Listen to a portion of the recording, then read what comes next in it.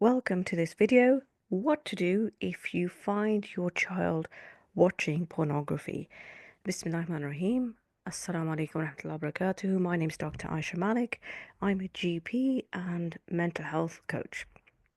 I am going to be discussing this very important topic of what to do when you find your child watching pornography. These aren't the kind of conversations we want to be having. We hope that these issues don't arise for us. But I think it's time our community starts addressing the real issues that are taking place and we start being honest about what's really going on with increasing use of screens, laptops, devices, and having a strategy of how to respond to this very common and very awkward problem. The first thing to know is that pornography is widespread, it's extremely widespread, and as parents, we need to know how widespread a problem it is. It's something, like I said, we want to pretend it doesn't exist, it doesn't happen, it's other people watching it, but it's quite likely that it's happening in people's homes and they don't realize it. And I often speak to parents, and it's a very awkward conversation. It's something they find and they wish they hadn't found. They want to make excuses and just think it wasn't really happening. And I think we need a better approach of honest conversations about this problem, which is unfortunately so much more common than we really want to think about. Nearly 50% of children have watched pornography, so children aged from 11 to 16, and I'm sure the statistics are increasing, and this is probably an underestimate. If you find your child watching pornography, if you find or suspect that they're watching something on their phone or device, you're going to probably feel really embarrassed and shocked and worried and anxious because it's not a problem that we grew up with. I remember being at school and the quote, naughty children, they'd be going to the park after school and having a cigarette. That's what we grew up seeing. I don't know about you. I went to had quite a sheltered upbringing, and that's really what I saw.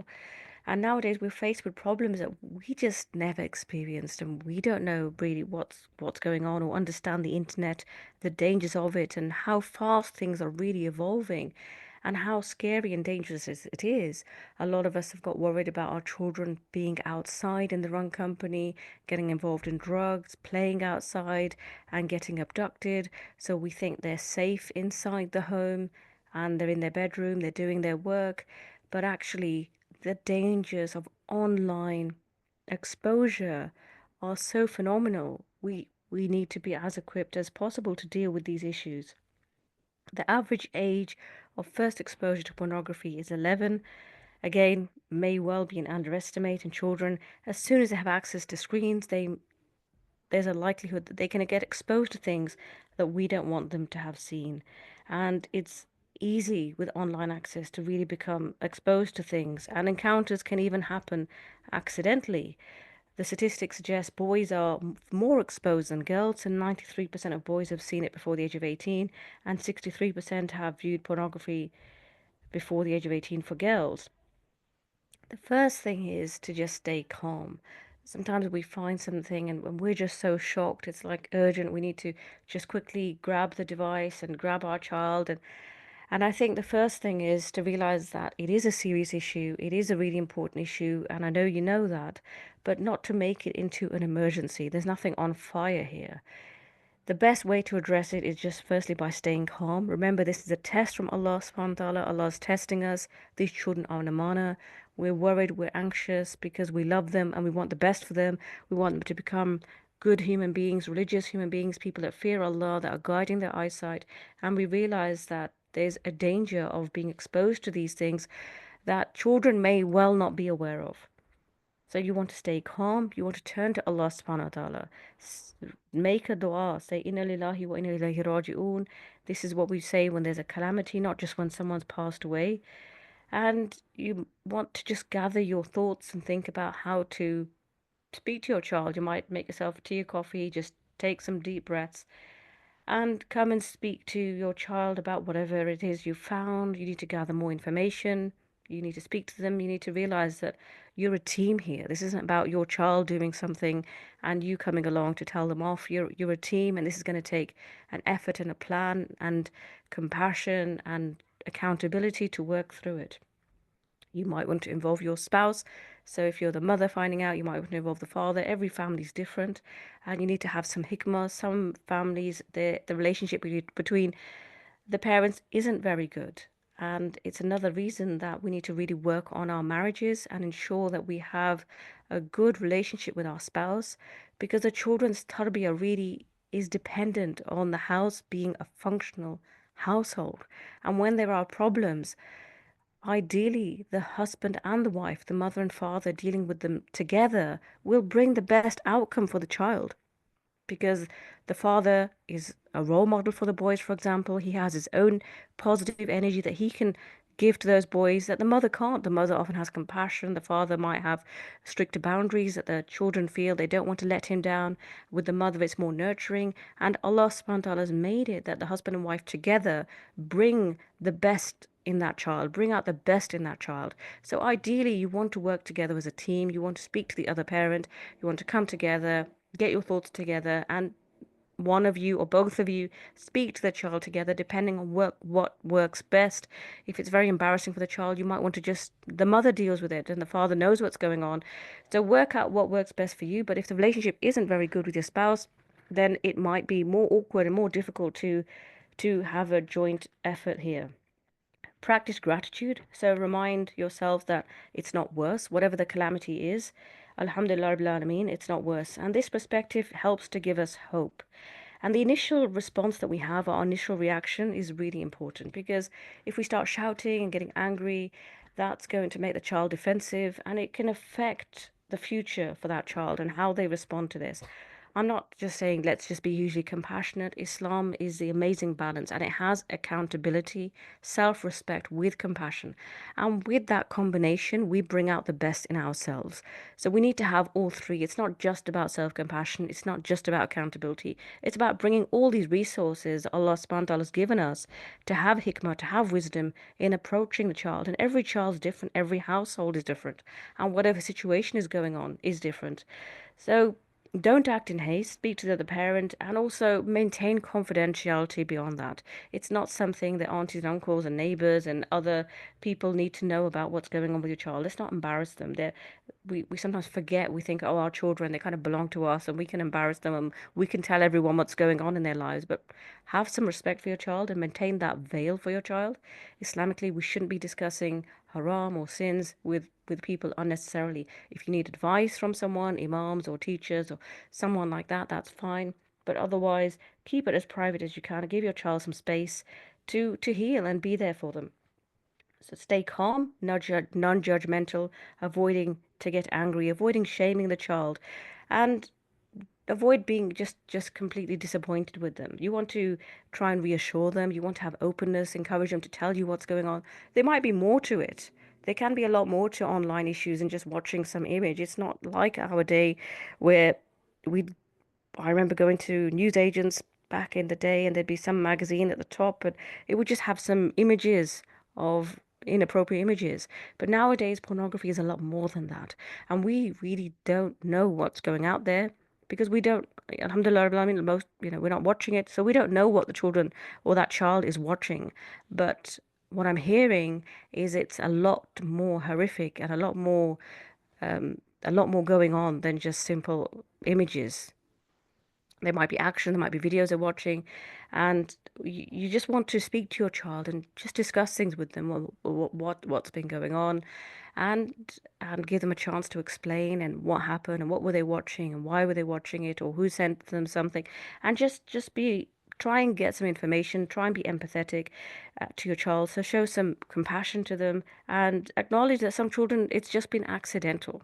So depending on what you found, just speak to your child, have some compassion, remind them to seek tawbah, remind them to seek tawbah and ask Allah Almighty for guidance.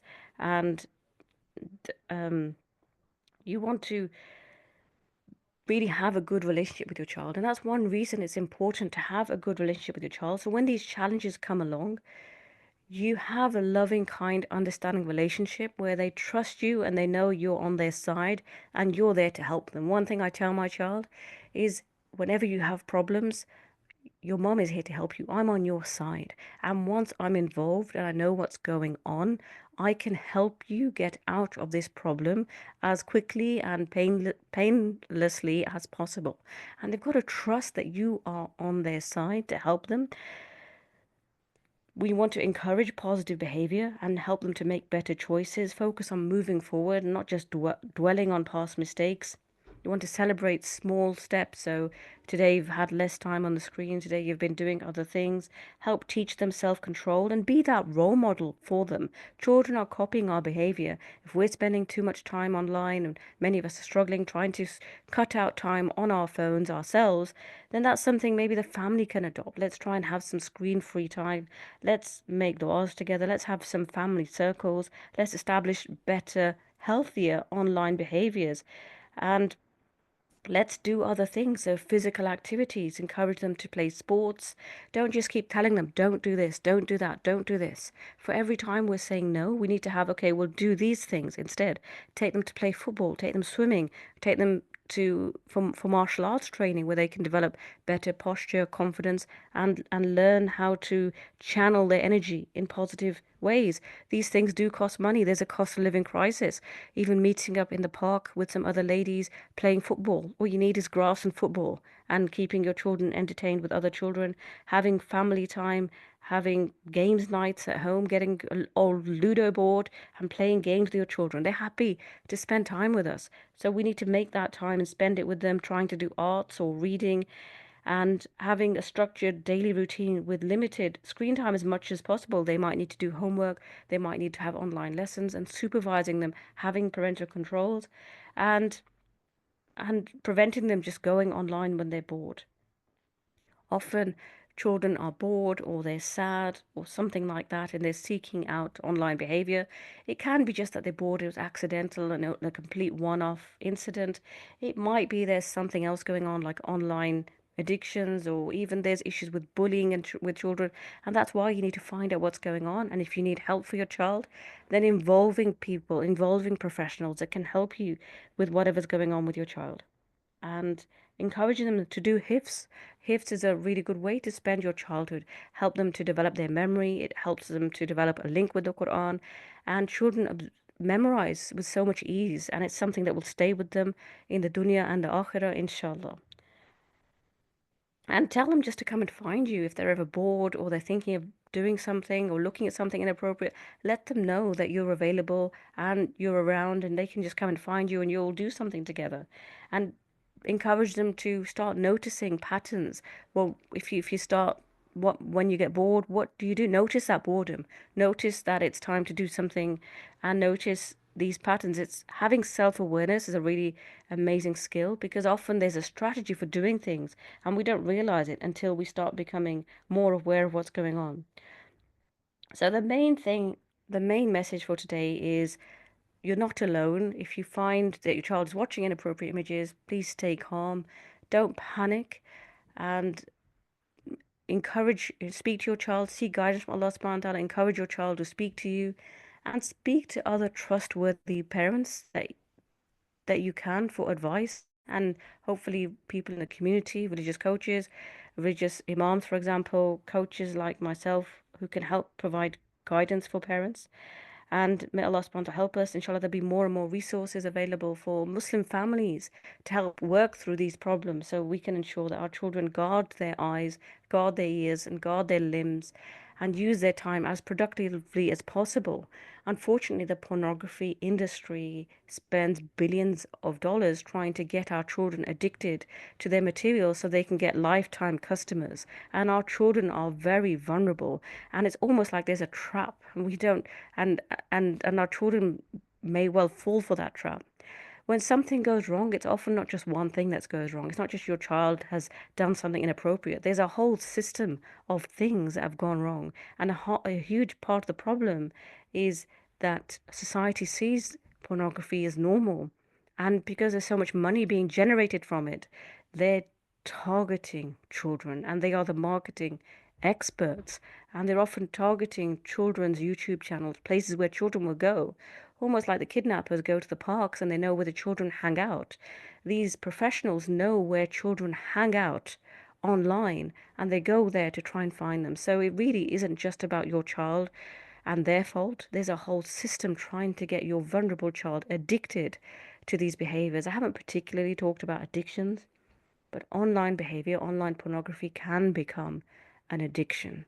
And it's important for us to also know that it's not as simple as just get off and stop doing it.